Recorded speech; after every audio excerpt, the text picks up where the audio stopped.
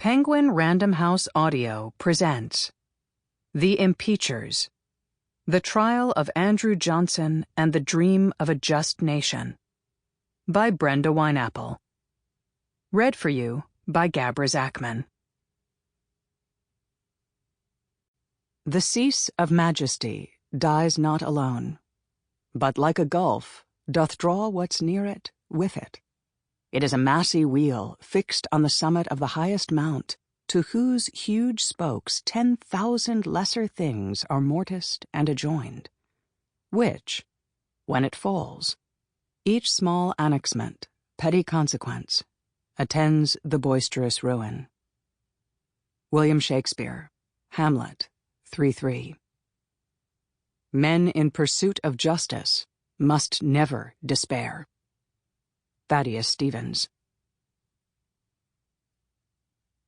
Prologue. February 25, 1868, Washington, D.C. A cold wind blew through the city, and the snow was piled in drifts near the Capitol, where gaslights flickered with a bluish light. Throngs of people, black and white, waited anxiously outside or pressed into the long corridors and lobbies. At 1:15 in the afternoon, the doorkeeper of the U.S. Senate announced the arrival of Pennsylvania Representative Thaddeus Stevens. Carried aloft in his chair because he'd been weakened by illness, Stevens was helped to stand upright, and after taking a moment to gain his balance, born with a clubfoot he wore a specially made boot, he linked arms with Representative Jon Meacham of Ohio, who had accompanied him to the Senate. The two men strode with slow dignity down the main aisle of the chamber.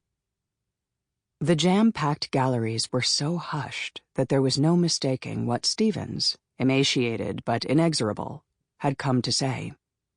He formally greeted Benjamin Wade, the Senate's presiding officer, and then pulled a paper from the breast pocket of his dark jacket and read aloud, each word formed with precision.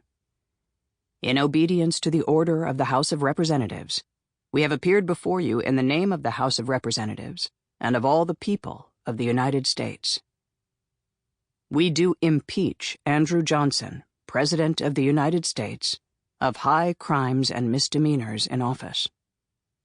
Just the day before, the House of Representatives had voted overwhelmingly, 126-47, to undertake this extraordinary step, the impeachment, the first ever, of the President of the United States.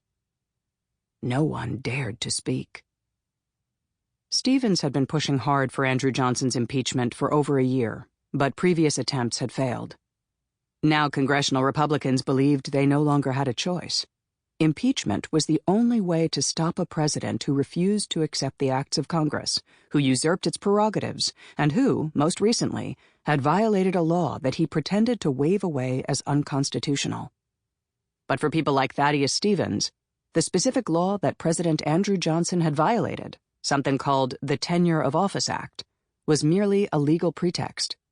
Johnson should have been impeached by the House and brought to trial by the Senate much earlier, and he had been lucky to have escaped this long. That is why Thaddeus Stevens was considered inexorable. Then again, so was Andrew Johnson, who had been heard to say, "This is a country for white men, and by God, as long as I am president, it shall be a government for white men." That offended Stevens to the core. He and fellow impeachers believed that the war to preserve the Union had been fought to liberate the nation once and for all from the noxious and lingering effects of slavery. If we have not been sufficiently scourged for our national sin to teach us to do justice to all God's creatures without distinction of race or color, Stevens had declared at war's end, we must expect the still more heavy vengeance of an offended father. All men are created free and equal, and all rightful government is founded on the consent of the governed, Stevens insisted in 1867. Nothing short of that is the republic intended by the Declaration. Thaddeus Stevens had fought to create a world where blacks and whites lived in harmony and equal citizenship. Discovering that the place he had chosen for his burial would not inter black men or women, he immediately sold the plot and bought one in an integrated cemetery. He then wrote his own epitaph, finding other cemeteries limited by charter rules as to race. I have chosen this that I might illustrate in death the principles which I advocated through a long life: equality of man before his Creator. But Andrew Johnson had sought to obstruct, overthrow, veto, or challenge every attempt of the nation to bind its wounds after the war, or to create a just republic from the ashes of the pernicious and so-called peculiar institution of slavery. Recently eradicated, to be sure, by proclamation, by war, and by constitutional amendment, its malignant effects stalked every street, every home, every action, particularly but not exclusively in the South. Peace had come, but there was no peace, a journalist would write. Stevens continued to read from the paper he'd pulled from his coat pocket. The House would provide the Senate and the country with specific articles of impeachment in the coming days, but in the meantime, we demand of the Senate that it order the appearance of said Andrew Johnson to answer said impeachment. The order will be taken, Senator Wade replied. It sounded like a death sentence, an onlooker observed, though not to the young Washington correspondent Mark Twain. And out of the midst of political gloom, Twain rejoiced, impeachment, that dead corpse, rose up and walked forth again. Andrew Johnson was the queerest man who ever occupied the White House, one of his colleagues remembered. As Lincoln's vice president, thrust into the presidency after Lincoln's assassination, Johnson earned the hatred and opprobrium of most Republicans, particularly those members of Lincoln's party in Congress who initially hoped that he had become one of them. Although he had been a Democrat, he'd been Lincoln's running mate, after all. But just 6 weeks after the assassination, Johnson swerved away from what many considered to be Lincoln's program for Reconstruction and the fruits of a hard-fought, unthinkably brutal war. Still, impeachment? That was new territory even for a reviled president, and certainly other chief executives had been reviled. Franklin Pierce, old John Quincy Adams, and on occasion Lincoln himself.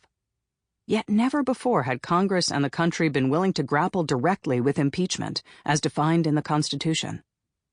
Then again, never before had the country been at war with itself, with more than 750,000 men dead, at the very least, during its Civil War, and countless men and women, black and white, still dying and murdered in Memphis, in New Orleans, in other cities, and in the countryside, in Mississippi, Georgia, South Carolina, Florida, Texas, Alabama.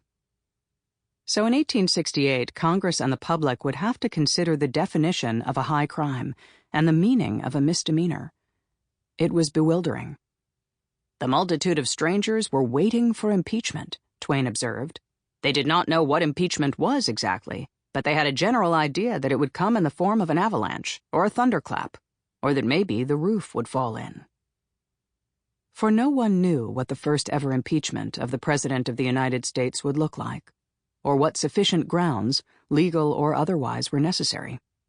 No one knew, partly because the U.S. Constitution provides few guidelines about impeachment beyond stipulating, in Article 2, Section 4, that a federal officer can be impeached for treason, bribery, or a high crime or misdemeanor.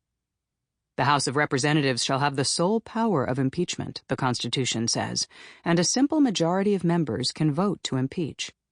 The Senate shall then have the sole power to try all impeachments, and if there is a trial of the U.S. President, the Chief Justice of the Supreme Court shall preside over it. No person shall be convicted without the concurrence of 2/3 of the members of the Senate present. A conviction requires the person be removed from office. As for further punishment, the convicted person may or may not be prosecuted by law. That's pretty much it. And if the President of the United States, was to be impeached for treason, bribery, or a high crime or misdemeanor, then the country had to define high crime. Originally, the crime warranting impeachment was maladministration, but James Madison had objected. The term was hazy. Yet high crimes and misdemeanors is fuzzy too. In Federalist 65, Alexander Hamilton clarified, sort of. A high crime is an abuse of executive authority, Sample complete. Ready to continue?